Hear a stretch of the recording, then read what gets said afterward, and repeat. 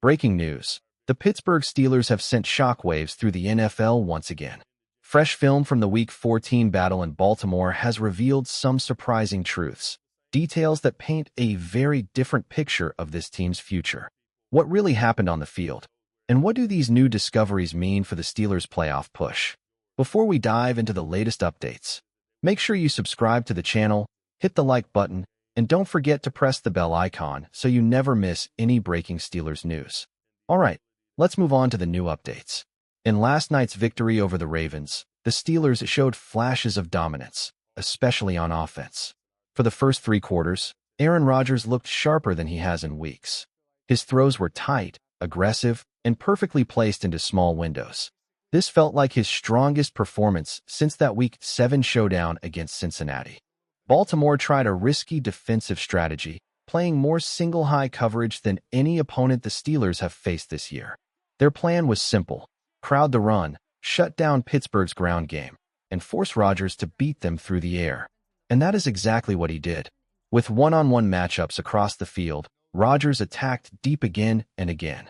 DK Metcalf became the main target, and the Steelers finally took advantage of the downfield opportunities the defense was giving them. Rodgers has said all season that he won't force deep passes unless the coverage demands it. But this time, the coverage invited it. And Pittsburgh responded with an aggressive air attack that changed the entire tone of the game. Aaron Rodgers didn't just look confident against Baltimore.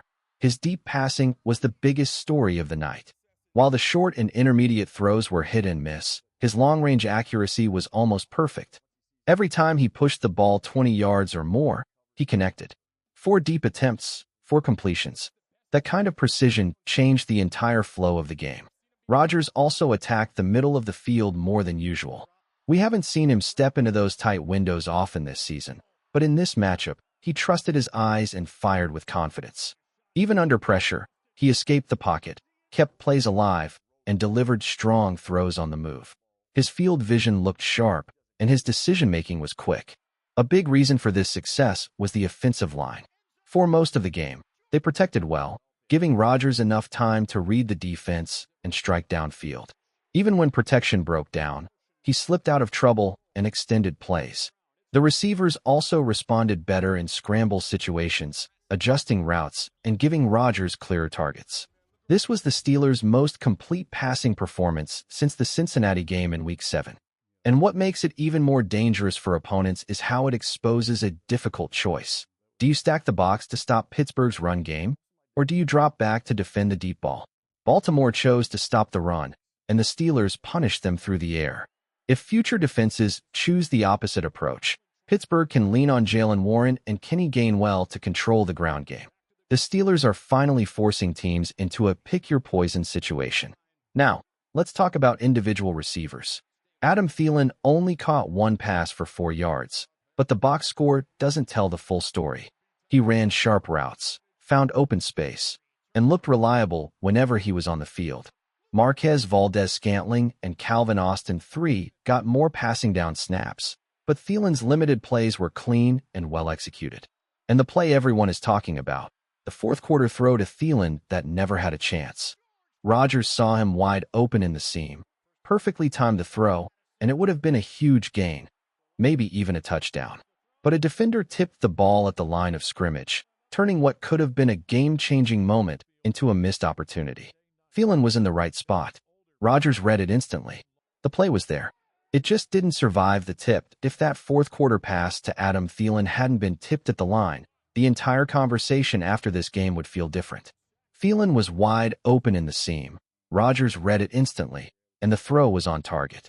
One small deflection turned a possible explosive play into a missed chance. Moments like that can change how we judge both the quarterback and the receiver. Even with limited snaps, Thielen showed sharp routes and reliable movement. He looked comfortable in the system, and the Steelers will likely use him more as the weeks go on. But the receiver who quietly impressed the most was Calvin Austin III. His opportunities were limited, but he made every one count. His 31-yard gain down the sideline was a reminder of his speed. He beat press coverage cleanly, and if he isn't tripped, he may take that ball all the way. Throughout the afternoon, he found open lanes on both inside and outside routes. When he's not jammed at the line, He can separate quickly, and Rodgers clearly trusts him. With DK Metcalf leading the group, Thielen settling in, and Austin showing growth, the Steelers suddenly have a wide receiver trio that can hurt defenses in different ways. Marquez Valdes-Scantling continues to provide dependable depth, and even Ben Skowronek has added value as a blocker and as a last-second option in scramble situations. This is a room that Pittsburgh can build around. Now the tight ends. Pat Freiermuth finally saw more snaps than Jonnu Smith, and it showed. Freiermuth offered more as a route runner, found clean space over the middle, and looked far more comfortable adjusting to Rodgers' improvisation. With Darnell Washington leaving early due to injury, Freiermuth became the primary option, and he handled the role well. Jonnu Smith, on the other hand, struggled again. He wasn't getting open, wasn't winning routes, and wasn't offering much as a blocker. Rodgers barely looked his way, and it's clear why. In a game where every player mattered, Smith's presence didn't bring anything productive to the offense. Going forward, the Steelers will benefit most from a tight end rotation built around Freiermuth and Darnell Washington whenever Washington returns.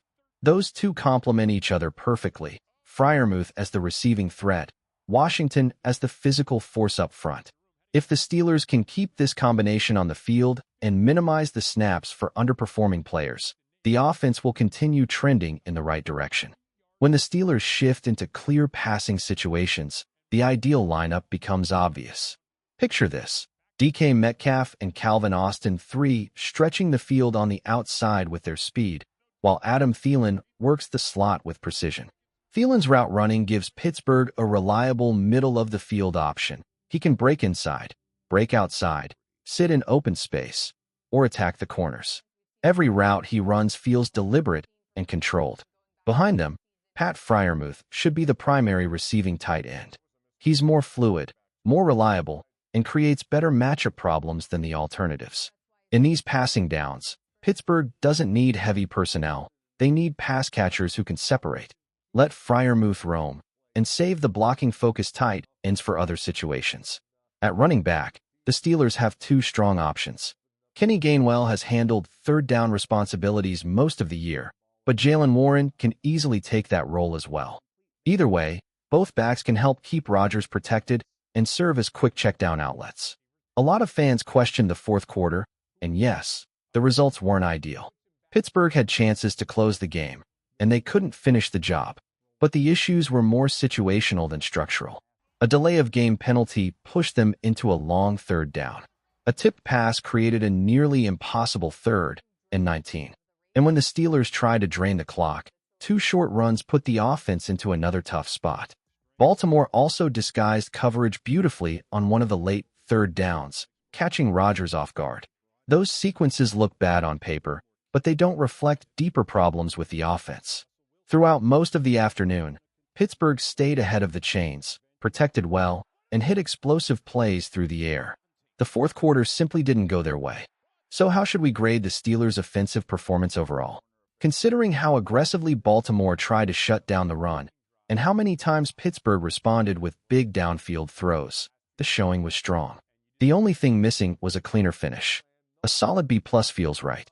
Explosive plays, sharp quarterback execution, and strong receiver performance carried the offense. If Pittsburgh finishes drives more consistently, they'll push into A-level territory. Now let's talk about a major issue on the defensive side of the ball, something that keeps hurting the Steelers again and again. One thing is becoming very clear. This defense starts the game on fire, but burns out way too fast. In the first quarter, you can see the energy. The players are flying around, hitting hard, attacking the line, and playing with real intensity. And that part is great. That's the Steelers' identity.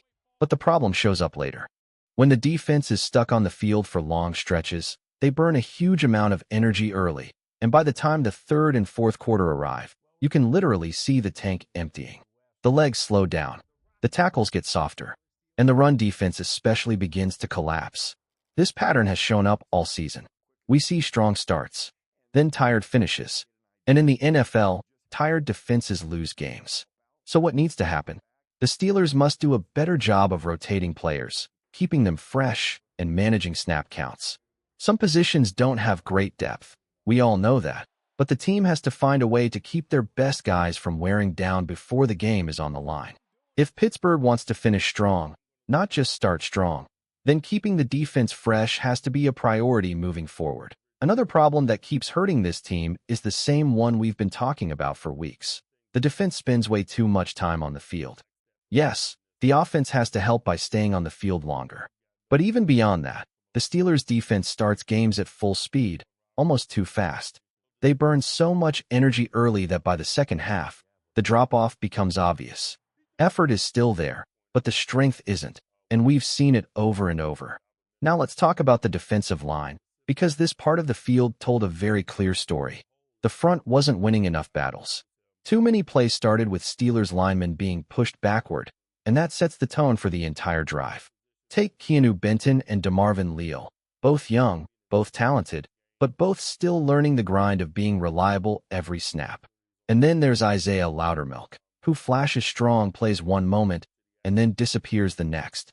But the most up-and-down player has been Isaac Black. Some plays, he looks unstoppable, crashing through the line, collapsing pockets, shutting down runs. Other plays, he loses balance, pops up too high, or simply runs out of gas. It's the definition of inconsistency. We've seen whole games where he dominates the first half and then completely fades in the second half. That's not effort. That's conditioning, rotation, and adjustments. And one thing is becoming painfully clear. The Steelers do not have a true nose tackle. Tomlin has said the old-school nose tackle is fading out of the league, but that doesn't change the reality that many teams still use one, especially against heavy formations with multiple tight ends. Pittsburgh, meanwhile, struggles at the very center of the defensive line. Black plays too tall to anchor the middle. Benton has explosive hands, but is built more for penetration, not absorbing double teams.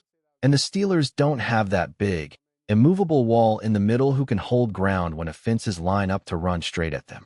Until they fix that, whether through development or adding the right player, this defense will continue to get worn down, especially late in games. One of the biggest problems on this defense right now comes down to miscasting. The Steelers keep asking players to do jobs they simply aren't built for, especially at nose tackle. And honestly, it's not even the coach's fault this time. The roster is in a tough spot. Derrick Harmon is hurt.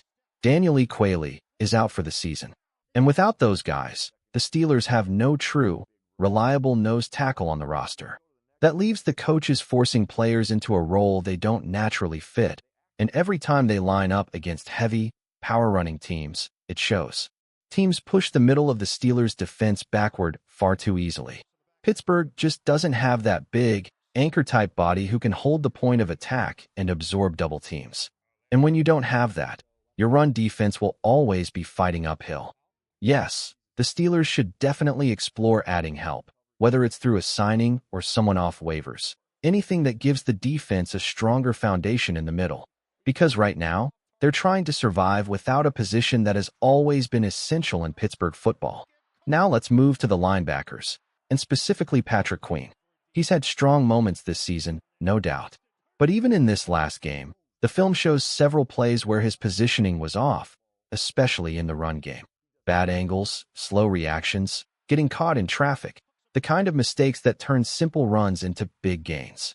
Queen plays with passion and fire, but even he isn't immune to the issues this defense is facing. When your defensive line can't hold the middle, your linebackers get swallowed up, and Queen has been stuck in that mess more than once this year. The bottom line? This defense needs help, and it needs it fast. Not just talent, but structure, rotation, and the right players in the right roles. That long 55-yard run Baltimore ripped off to start the third quarter didn't happen by accident. Patrick Queen took a rough angle, shot past the ball carrier, and suddenly the Steelers were chasing a huge play. And this has been the story far too often.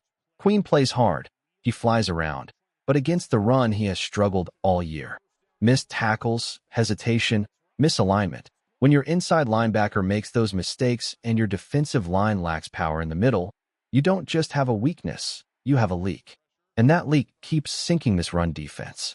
Now let's talk about another issue that keeps hurting Pittsburgh, the read option game. Every time Baltimore went to it, Lamar Jackson had acres of green grass. Only 2 attempts, but both were wide open. This was the exact same nightmare from the playoff meeting last season. Here's the problem. The Steelers are asking TJ Watt to crash down hard on the running back, even when there's nobody outside of him to take the quarterback. Both linebackers are mugged inside. No one is scraping over, and that responsibility falls on Watt, who has no outside help on the edge. Opposing coaches see this on film instantly, and when the Ravens return in Week 18, they're going to test this until Pittsburgh fixes it. Now, here's the good news. The passing defense has quietly become the strength of this team. Early in the season, it was a disaster. Slay was surrendering yards, Joey Porter Jr. was banged up, Ramsey was still at corner, and the secondary looked lost. But now, it looks like a different unit. Joey Porter Jr. is locking down top receivers with swagger and physicality. James Pierre has been outstanding, aggressive, confident, and consistent. Brandon Echols has turned into a weapon in the slot. Sacks, breakups, even an interception. Jalen Ramsey, since moving to safety, looks reborn. Smart angles, quick reactions, real leadership. Kyle Duggar, when healthy, adds even more toughness and range. And the best part? If anyone hits a slump, Asani Samuel Jr. is waiting and capable of stepping right in. For the first time in weeks, the Steelers have a defensive unit showing real promise. Their secondary. And once Derrick Harmon returns, this group could take another step forward. The moment Derrick Harmon returns, this run defense is going to look completely different. He's not perfect, but his impact is undeniable. With him on the field, the Steelers are tougher, heavier, and far more stable inside. Without him, the defense gives up nearly 100 extra rushing yards a game, a massive difference. Harmon brings real strength in the trenches. He eats space. He takes on double teams. He lets everyone behind him play faster and cleaner. Once he's back, the entire structure of this defense settles down. And speaking of settling things down, James Pierre has completely reshaped this cornerback room. When the Steelers struggled early, with Slay not fitting the scheme and multiple players shifting positions, it felt like the secondary was on the edge of falling apart. But Pierre stepped in and changed everything. He didn't just fill a spot. He claimed it. From training camp, where he kept stacking interceptions, to his regular season breakout, Pierre has looked like a true starting NFL corner. Tough, confident, physical, and consistent. He's earned every snap and every bit of respect he's getting right now. His performance hasn't been a fluke. It's been months of strong play. And when a player does it this long, it's real. Then there's Alex Highsmith. What he did in the fourth quarter was pure Pittsburgh football. Even with a sore ankle, he played like a man determined to close the game himself, ripping through blocks, blowing up run plays, and finally sealing the win with that huge sack on Lamar Jackson. That's the fire you want in a Steelers outside linebacker. That's the attitude this defense needs. No matter what long-term decisions come later, this season Highsmith has been a warrior, a true Steeler. With Harmon returning soon, the secondary playing its best football of the year, and leaders like Highsmith still emptying the tank, this defense has the pieces to finish the season strong and make things very interesting in the AFC.